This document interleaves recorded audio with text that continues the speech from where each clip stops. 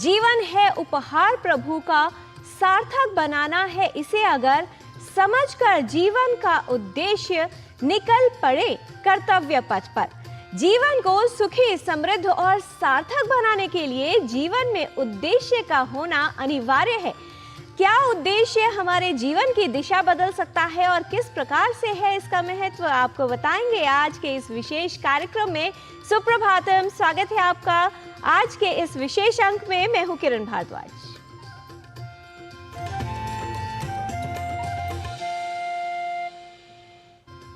दिशाहीन वो जीवन है जिस जीवन में उद्देश्य नहीं। बिना उद्देश्य के जीवन ठीक उस प्रकार होता है एक नाव की तरह जिसे कहां जाना है उसका कोई पता ही नहीं। इसलिए अपने जीवन को यदि आप सही दिशा देना चाहते हैं तो उसमें एक उद्देश्य निर्धारित कीजिए और समय के अनुसार अपने उद्देश्य को प्राप्त करने के लिए निरंतर ही प्रयत्न करते रहिए। किसी भी उद्देश्य को प्राप्त करना हो या जीवन को सार्थक करना, इसके लिए बहुत ही उपयोगी होता है समय का महत्व। समय की पहचान के लिए आइए देख लेते हैं आज का पंचांग।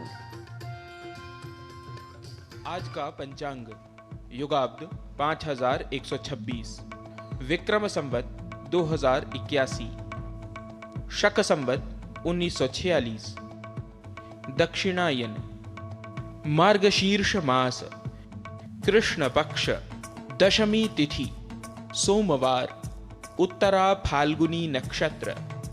आज का दिन सभी के लिए मंगलमय हो। सच्चे मानव की पहचान यही है, मानवता का यही मर्म, सदा करते रहें शुभ कर्म और सभी के लिए हो हमारा जीवन उत्तम।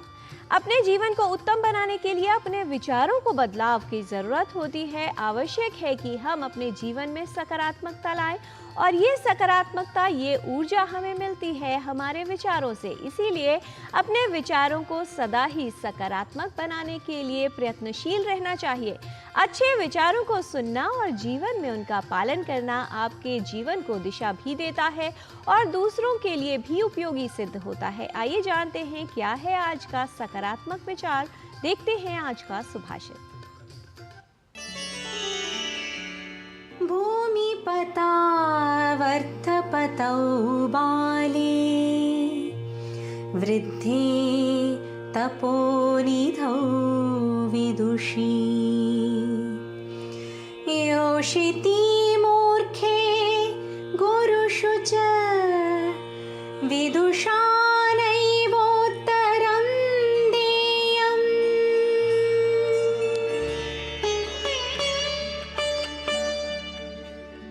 राजा, धनी व्यक्ति, बालक, वृद्ध, तपस्वी, विद्वान, महिला, मूर्ख और गुरु, इन सभी को कभी भी पलटकर उत्तर नहीं देना चाहिए। One should always avoid back-talking to a king, a rich person, a child, an aged person, a sage, a woman, an ignorant, and a teacher. Sanskrit विश्व की प्राचीनतम भाषा है और इसका प्रारूप विस्तृत है।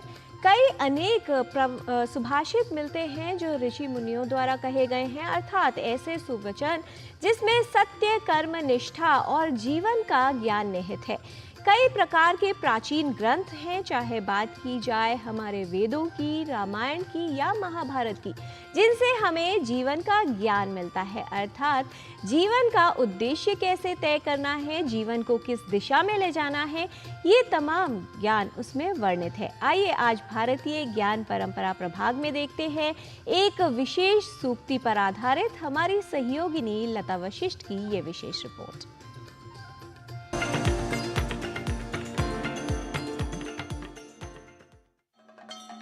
संस्कृत साहित्य सूक्तियों का भंडार है। इसमें प्राचीन काल से ही सांस्कृतिक, सामाजिक, धार्मिक सूक्तियां प्रचलित होती रही हैं और प्रत्येक युग में लोगों को आकर्षित भी करती रही हैं। इनमें से एक अत्यंत ही प्रसिद्ध और प्रभावशाली नीति वचन यानी सूक्ति है, गच्छन् पिपीलिको याति योजनानां शतैरपि अगच्छन् वैनतेयोपि पदमेकं न गच्छति। इसका अर्थ है, कोई चींटी अगर निरंतर चलती रहे तो 100 योजन तक भी जा सकती है, परंतु वैनतीय अर्थात गरुड़, जो कि सबसे अधिक तीव्र दौड़ने के लिए जाना जाता है, अर्थात एक कदम भी ना चले तो एक ही स्थान पर बैठा रह जाता है। एक निरंतर चलायमान चींटी अपने गंतव्य की ओर अग्रसर रहते हुए न जाने कितनी दूरी तय कर लेती है। दूसरी ओर निष्क्रिय पड़ा हुआ गरुड़ वहीं का वहीं रह जाता है जब तक वो आगे बढ़ने का संकल्प ना ले और उसके लिए प्रयत्न ना करे, वो आगे नहीं बढ़ सकता है। जिसके पास भुजाओं में शक्ति है वही तो सब कुछ कर सकता है, परंतु इस सूक्ति में कहा गया कि नहीं, एक दूसरी भी शक्ति होती है और उसका नाम है विल पावर। तो जो विल पावर होती है वो कभी कभी मसल पावर से आगे बढ़ जाती है। अगर मेरे पास विल पावर हो अर्थात इच्छा शक्ति हो और मैं किसी काम को करने को सोचूं और मेरे पास उतनी ताकत ना भी हो, तो ये संभावना बनती है कि मैं चाहे पहुंचूं और चाहे न पहुंचूं। मेरे पास इच्छा है परंतु ताकत कम है, तो ये हो सकता है कि मैं धीरे धीरे चल के वहां पहुंच जाऊं अथवा न पहुंचूं। ये दोनों संभावनाएं बनती हैं। परंतु जिसके पास केवल मसल पावर है और इच्छा शक्ति नहीं है, वो तो कभी नहीं पहुंचेगा। इसलिए जो भी मनुष्य उसको वास्तव में अपनी इच्छा शक्ति को जागृत करना चाहिए, अपनी इच्छा शक्ति को संकेंद्रित करना चाहिए कि मैं करता हूं और कर भी सकता हूं। इस सूक्ति के अनुसार मनुष्य को कोई भी कार्य करने के लिए अपनी इच्छा शक्ति को अवश्य जागृत करना चाहिए। जो पंचतंत्र है उसमें कहानी है शश कूर्म कथा। उसका अर्थ यह है, शश का अर्थ होता है खरगोश और कूर्म का अर्थ होता है कछुआ। तो खरगोश और कछुए की कहानी उसमें कही गई। उस कहानी में बताया कि कूर्म पहुंच गया वहां पर और खरगोश पीछे रह गया, नहीं पहुंच पाया, क्योंकि उसके पास केवल मात्र पौरुष था, केवल मात्र बल था, पराक्रम था, परंतु इच्छा शक्ति नहीं थी। भारतीय ज्ञान परंपरा में अनेकों ग्रंथ हैं जिनमें नीति वचनों का संकलन किया गया है। इस नीति वचन के अनुसार सर्वप्रथम इच्छा शक्ति, उसके पश्चात तदनुसार प्रयत्न करके ही व्यक्ति जीवन में सफलता प्राप्त कर सकता है। उद्यमेन हि सिद्ध्यन्ति कार्याणि न मनोरथैः न हि सुप्तस्य सिंहस्य प्रविशन्ति मुखे मृगाः। अर्थात जिस प्रकार सोते हुए सिंह के मुंह में मृग स्वयं प्रवेश नहीं करता, उसी प्रकार केवल इच्छा करने से सफलता प्राप्त नहीं होती है। अपने कार्य को सिद्ध करने के लिए परिश्रम करनी पड़ती है। किसी भी लक्ष्य की प्राप्ति के लिए प्रयास का किया जाना पहली आवश्यकता होती है, उसके पश्चात ही आवश्यक सामर्थ्य का महत्व है। सामर्थ्य अधिक होगा तो सफलता शीघ्र और सरलता से मिलेगी, अन्यथा उसमें विलंब और कठिनाई होगी। लता वशिष्ठ, डीडी न्यूज।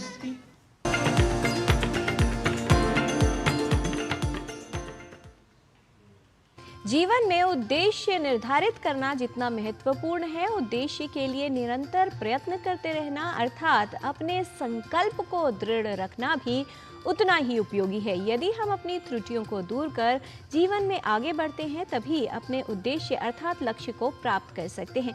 और जब बात आती है अपने स्वास्थ्य के लक्ष्य को प्राप्त करने की अर्थात सेहतमंद रहने की, तो आवश्यक है कि कोई भी समस्या के लक्षण को लेकर लापरवाही न की जाए, उसके प्रति सतर्क रहा जाए। वेरिकोज वेन्स की समस्या काफ़ी लोगों को प्रभावित करती है। ऐसी समस्या होने पर यदि सही उपचार न किया जाए तो कई तरह की अन्य जटिलताएं हो जाती हैं। व्यक्ति को दैनिक कार्य करने में भी समस्या आ सकती है। आइए समझ लेते हैं कि क्या है ये वेरिकोज वेन्स की समस्या, किस तरह से इसकी संभावना को कम किया जा सकता है और क्यों आवश्यक है इसका सही उपचार कराना।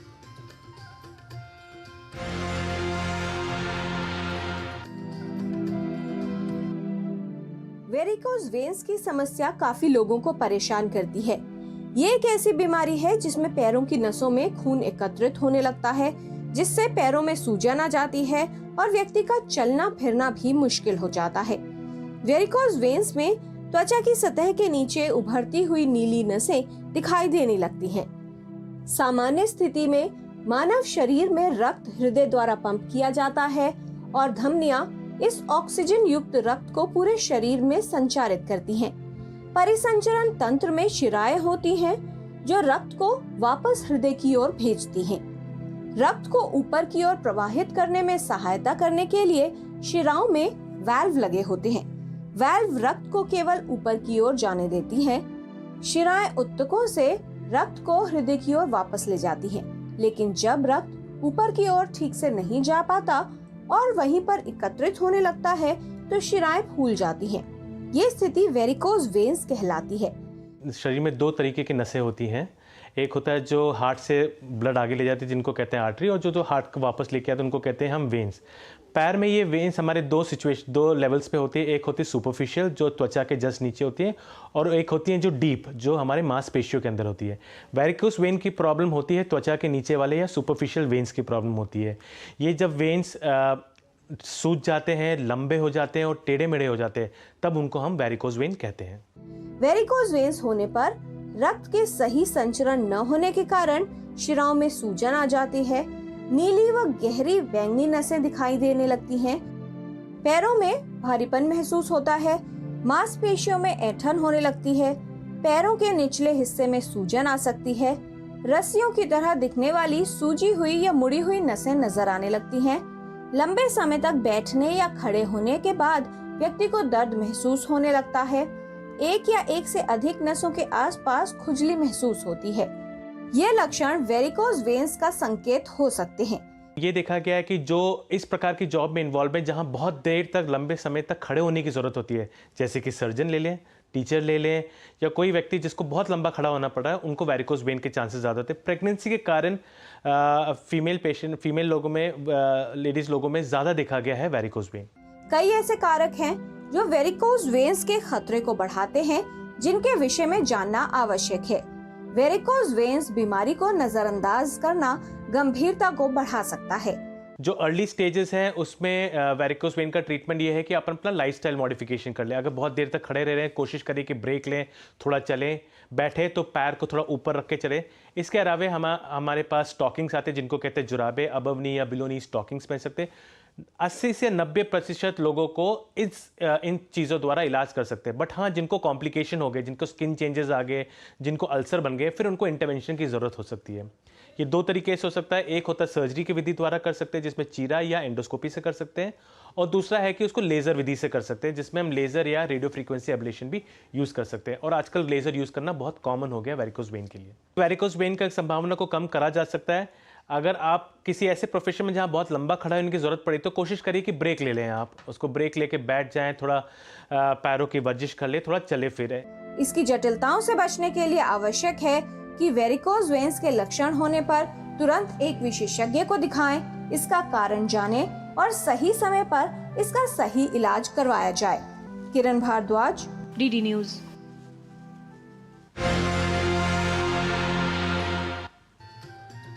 अपने स्वास्थ्य को लेकर सतर्क रहना ये हमारे को सुनिश्चित करता है कि हमारा स्वास्थ्य ठीक रहेगा, और अगर कोई स्वास्थ्य समस्या हो रही है तो उसको बढ़ने से रोका जा सकता है, उसकी जटिलताओं को कम किया जा सकता है। वेरिकोज वेन्स की समस्या एक ऐसी समस्या है जो यदि व्यक्ति का वजन अधिक है उसकी वजह से उत्पन्न हो सकती है, या व्यक्ति अधिक देर तक बैठा रहता है या खड़ा रहता है तो उसकी वजह से भी इस समस्या की संभावना बढ़ जाती है। आवश्यक है कि अपनी जीवन शैली को निष्क्रिय ना रखें, अर्थात कुछ ना कुछ शारीरिक परिश्रम करते रहें, और इसके लिए उपयोगी है योग।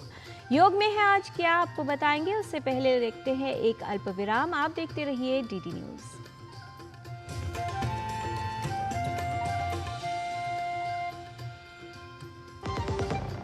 खुद को पैम्पर करिए MDH बादाम रोगन के साथ, जो आपको संवारे, निखारे और नरिश करे। चमके चमके हाँ दमके दमके, त्वचा में समाये, हाइड्रेट करे, हर उम्र की त्वचा का पोषण करे। You deserve the purity.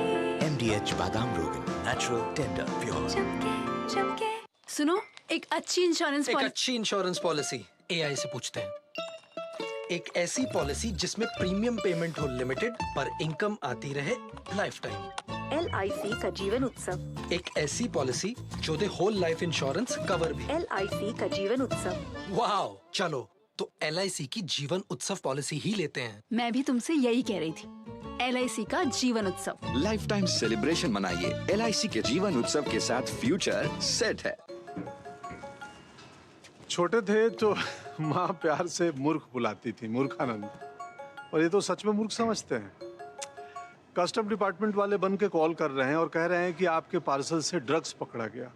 सब समझते हैं, पहले डराएंगे, फिर कहेंगे पैसे ट्रांसफर करो। अब प्यार से चाहे जो बुला लो, पर मैं मूर्ख नहीं हूं। याद रहे, यूपीआई सेफ है। यदि आपको भी कोई इस तरह डराना चाहे तो उसे कहो, मैं मूर्ख नहीं हूं।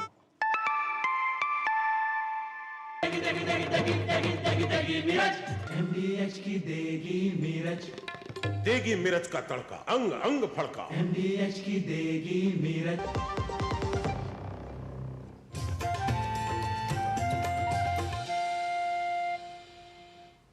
ब्रेक के बाद आपका स्वागत है। योग स्वस्थ जीवन का आधार है। नियमित रूप से योग करने से कई रोगों का खतरा कम होता है और कई ऐसी स्वास्थ्य समस्याएं हैं जिनको दूर करने में, जिनसे राहत प्राप्त करने में योग उपयोगी है। आइए जान लेते हैं कुछ ऐसी योगिक क्रियाएं जो वेरिकोज वेन्स में आपको राहत दे सकती हैं और इसको दूर करने में सहायक सिद्ध हो सकती हैं। आज का हमारा टॉपिक है वेरिकोज वेन्स। वेरिकोज वेन्स जो बहुत ही ज़्यादा कॉमन प्रॉब्लम है उनके लिए, जिनको सिटिंग या स्टैंडिंग का ज़्यादा काम रहता है, जैसे कि डॉक्टर्स, टीचर्स, हाउसवाइफ्स या जिनका डेस्क जॉब रहता है। तो आइए देखते हैं कुछ ऐसे आसनास जो हमें वेरिकोज वेन्स को कम करने में मदद करेंगे। आइए देखते हैं पहला आसन, जिसका नाम है तालासन, जिसके लिए हम लेंगे 1 feet distance between the feet. हाथ को साइड में रखेंगे। इनहेल करते हुए दोनों हाथों को सामने से आगे की ओर से ऊपर लेके जाएंगे। यहाँ थोड़ी देर रुकेंगे।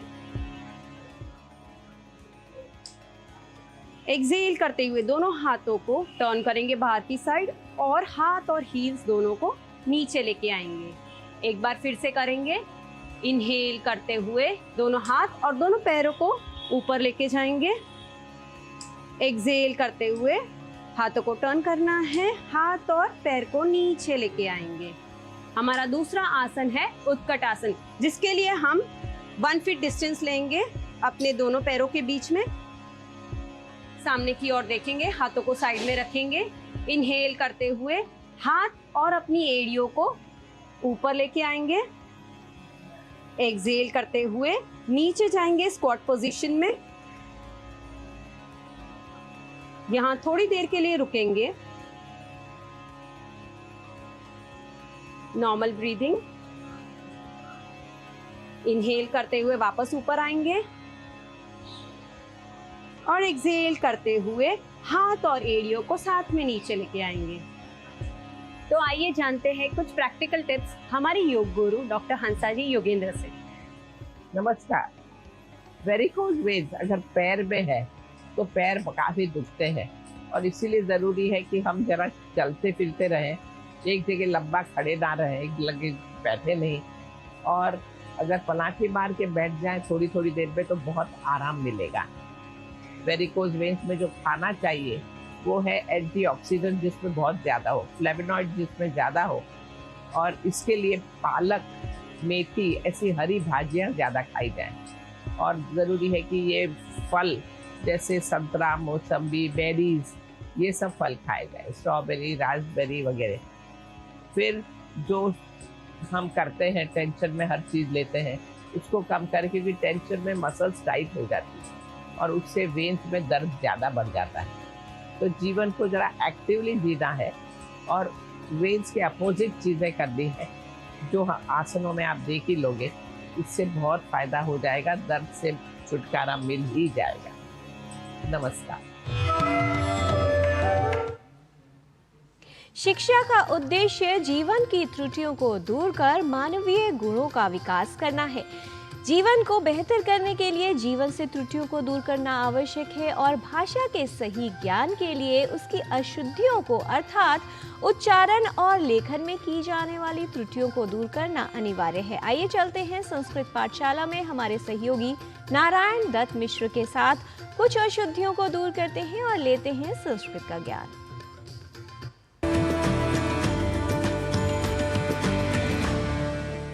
नमो नमः। संस्कृत पाठशालायां सर्वेषामस्तु स्वागतम्।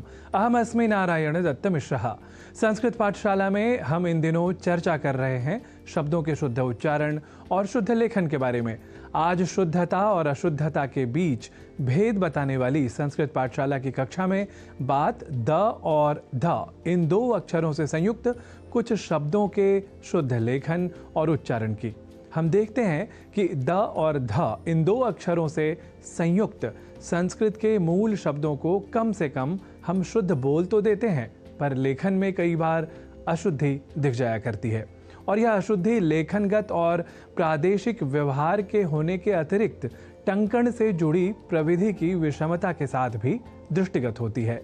ऐसे में बहुधा यह होता है कि उस लेखन को ही आधार बनाकर शब्दों के शुद्ध प्रयोक्ता भी संदेह में आ जाते हैं और फिर न केवल लेखन में ही बल्कि उच्चारण या वाचन में भी अशुद्धि आ जाती है। अस्तु, तो हम इन्हीं अशुद्धियों की ओर आप सभी का ध्यान कर रहे हैं आकृष्ट, क्योंकि संस्कृत भाषा सीखने के क्रम में यदि आप सर्वप्रथम शब्दों की शुद्धता के ज्ञान से स्वयं को जोड़ लें, तब ही अत्यंत परिष्कृत, तार्किक और वैज्ञानिक संस्कृत भाषा को कहीं अधिक सरलता से आप आत्मसात कर सकेंगे। तो आइए इस क्रम में आज हम द और ध इन दो अक्षरों से जुड़े शब्दों को आपके समक्ष रखते हैं। द और ध इन दो अक्षरों से जुड़े शब्दों के उदाहरण के क्रम में हम पहला शब्द ले रहे हैं शुद्ध। लेखन में यदि द और ध के संयोग में जब हम अपनी अनवधानता या टंकण से जुड़ी प्रविधिगत समस्या के कारण क्रम परिवर्तन कर दें, अर्थात ध को पहले और द को बाद में व्यवहारित समझने लगें, तब हम शुद्ध को शुद्ध लिख और बोल जाते हैं, जो कि होता है अशुद्ध। शुद्ध तो द और ध इस क्रम से जुड़ा शुद्ध शब्द ही है। इसी क्रम में दूसरा उदाहरण है प्रसिद्ध। यहाँ भी यदि हम द और ध के संशुद्ध क्रम को असावधानीवश परिवर्तित स्वरूप में समझ जाएं, तो हो जाएगी हमसे अशुद्धि, अर्थात प्रसिद्ध को प्रसिद्ध इस स्वरूप में यदि हम लिख जाएं या लिखा पाएं, तब हम कई लोगों को इस शब्द के शुद्ध स्वरूप के विषय में भ्रांत कर जाएंगे।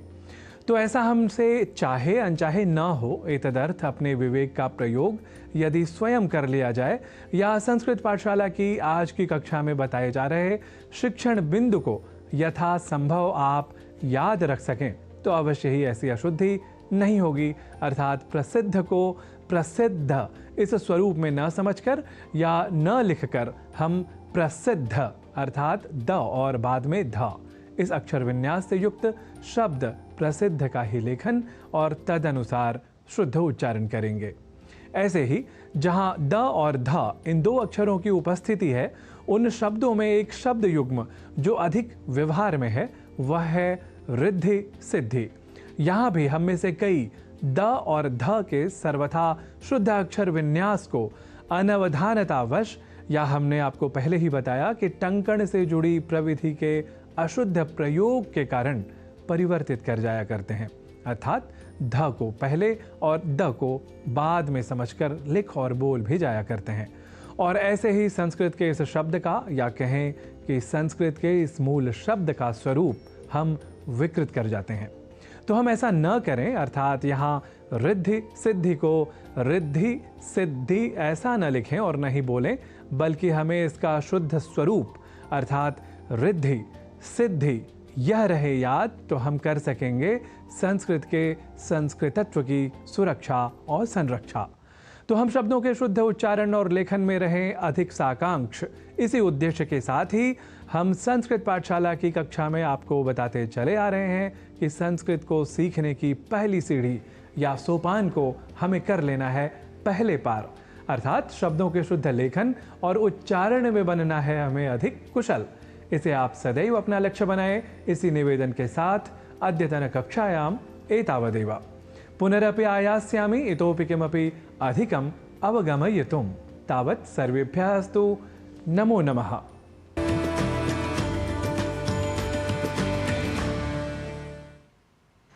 जीवन अपना सुखद सफल हो, ये चाहता है हर इंसान।